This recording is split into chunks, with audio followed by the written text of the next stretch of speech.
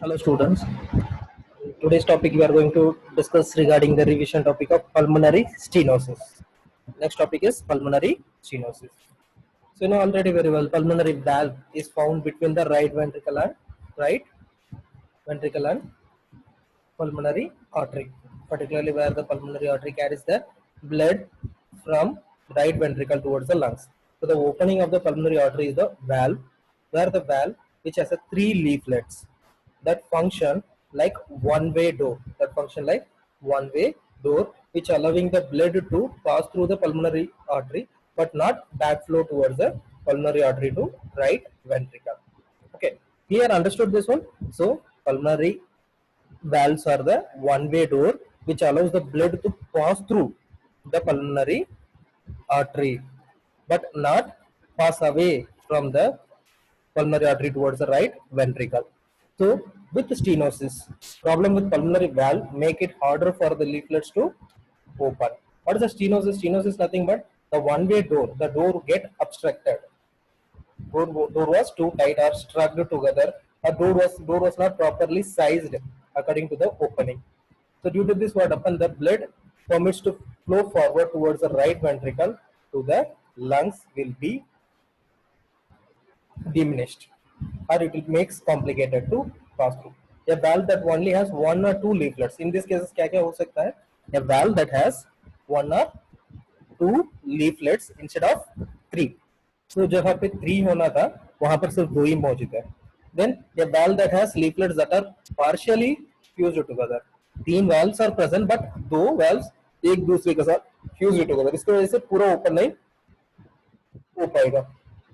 The next, a valve that has thick leaflets that do not open all the way. A valve that has the door which is thicker one. So due to that, it is hard to open. Okay, so you can able to see here. So this is the pulmonary stenosis.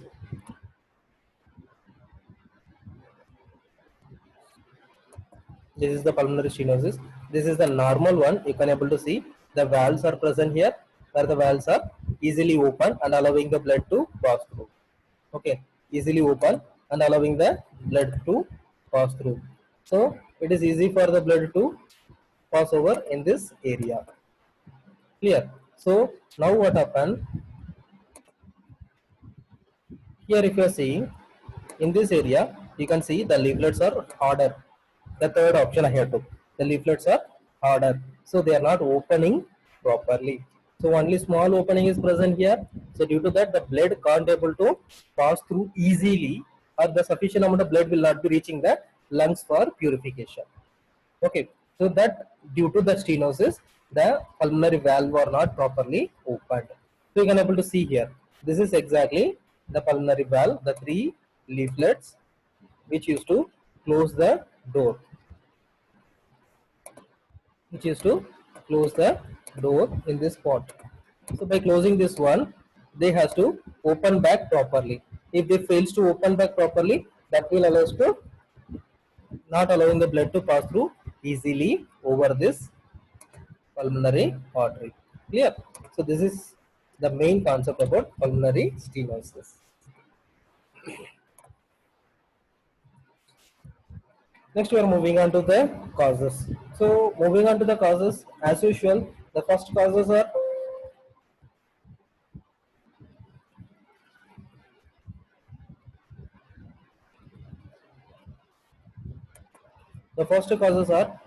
main issue with these causes are unknown causes or idiopathic. We can't able to say what was the exact reason for it. But associated factor, but we can able to correlate with somebody where the causes are. This may be the reason. We can able to blame, or we can able to predict some assumptions over that fetal or maternal infections during first trimester. Particularly, you can able to say rubella or tetanus infection during the pregnancy time. Then maternal insulin dependent diabetes, one of the main reason, that is the tetragonic effect of drugs and alcohol. What happened here? By taking the alcohol, just example, the taking the alcohol will stimulate on the CNS. So due to that, at the same time they will act on the blood also. So due to this, the same effect will be transferring to the placenta towards the fetus also. So due to this, the fetus cells and the active management, everything will get that is mainly the CNS and everything will get drowsiness. At the same time, will be in a state of sleepy state where the cells can't able to actively participate in exchange of gases or receiving the oxygen or nutrition. They can't able to do it properly. So due to that, what happens, that directly will leads to delayed growth and development or affecting the growth and development of the child.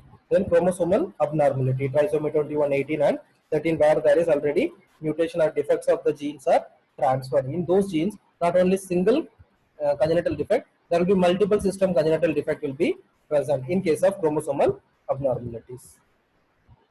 Okay, so this may be some of the factors. Why pulmonary stenosis is a concern? Why this is a concern? Mild pulmonary stenosis may not cause any symptoms. Mild pulmonary stenosis may not cause any symptoms, but problems can occur when pulmonary stenosis is moderate to severe, including the following. So we'll see about in case of moderate to severe, what will be present. The right ventricle has to work harder to try to move blood through the right pulmonary valve. So first, the right ventricle has to work harder. Eventually, the right ventricle is no longer able to handle the extra workload because blood was not able to push to. So at the same time, blood will be coming continuously from the right atrium towards the right ventricle. Already that right ventricle fails to push back the blood, which is already what it is present in right ventricle. So due to this, what happens? Right ventricle will get extra workload. So the extra workload leads to fails to pump forward efficiently. So pressure build up in the right atrium and then in the veins, bringing blood back to the right side of the heart. So automatically that will leads to fluid retention and swelling may occur. So why the fluid retention and swelling is taking place?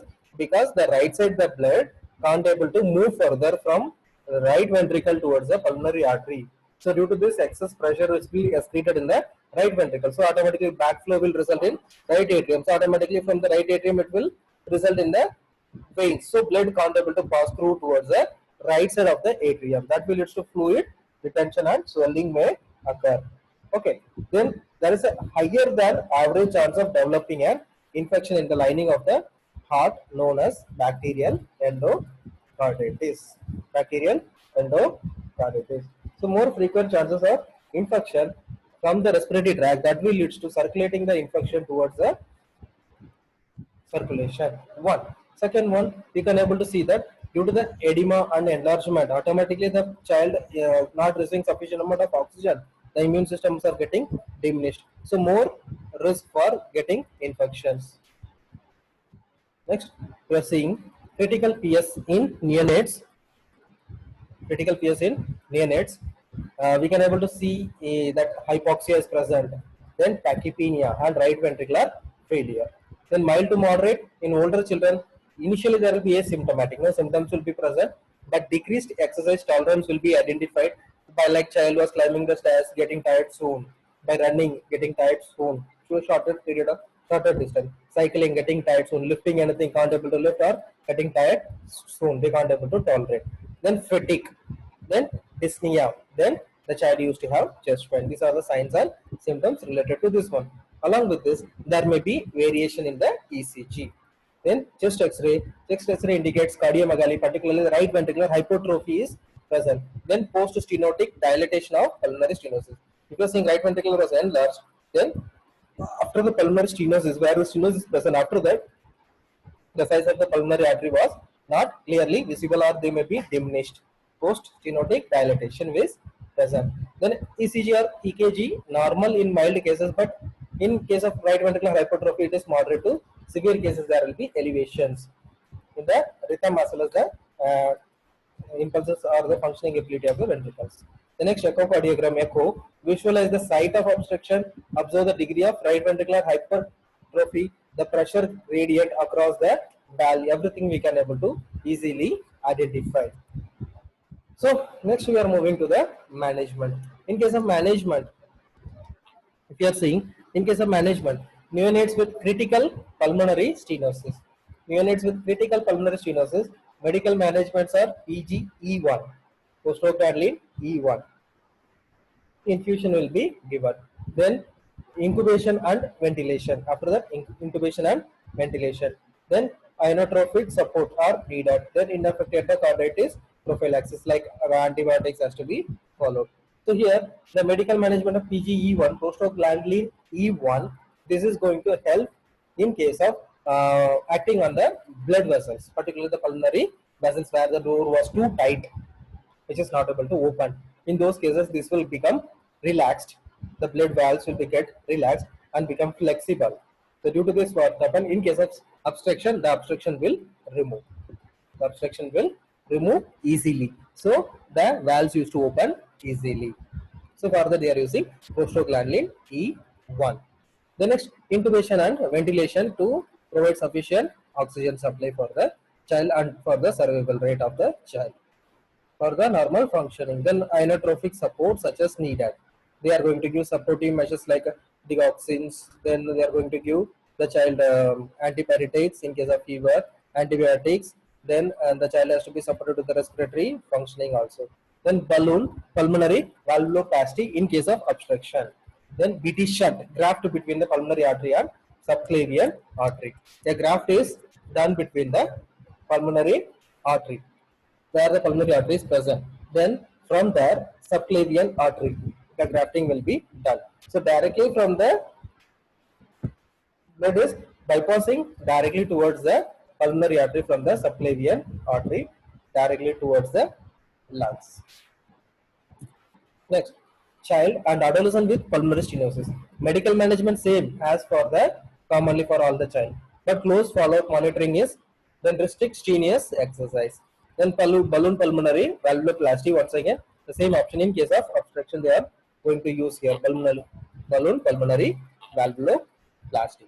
The next in case of surgery valvotomy or valvectomy for dysplastic pulmonary valve or patch repair of right ventricular outflow tract. Patch repair of right ventricular outflow tract will be done. So this is about valvulotomy or valvectomy, where the valve has to be exactly opened or the opening has to be done. Okay, or by dysplastic pulmonary valves has to be removed, as well as they are going to place some artificial one, or they can go for a patch repair where the patch has to be repaired directly and the connection is made directly. The valves will be directly closed, same like subclavian valves that will be directly connected with this one. So by this the exact problem will be solved out. So as per today's topic, we are related to pulmonary stenosis. Pulmonary stenosis means what? We had saw then pulmonary stenosis has three problems. Either have one or two leaflets, or one or two leaflets are fused together. Then two leaflets are fused together. Then the leaflets are thick, so they can't able to open. So they have become obstructed. Causes as usual. Then signs and symptoms, investigation, management. These are for different age group. In the next class, we see regarding the common nursing management for cardiovascular defects. Thank you.